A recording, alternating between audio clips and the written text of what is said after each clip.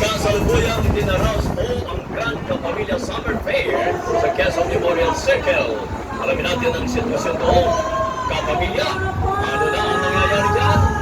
Yes, kabayan, iba't ibang aktibidad ang dinaraos ngayon dito sa Grand Kapamilya Summer Fair ng EBS-CBN kapag-event ng Quezon City Government. Nagsimula ang event ng alas 9 ng umaga mula sa iba't ibang lugar. Dinayo ng ating mga kababayan ang bawat tent at kapamilya shows gaya ng mini patrol, puhunan, kaupo at iba pa. Hatid din ang inyong mga kapamilya ang serbisyong publiko gaya ng dental at medical vision, livelihood, trainings at iba pa. Kaabang-abang din ang performance ng ilang kapamilya artist gaya ni Emilio at access ng pop and medical at marami pang iba.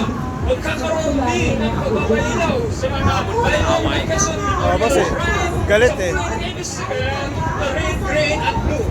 Tatagal hanggang alas 6 ang gabi ng Grand Kapamilya Summer Fair.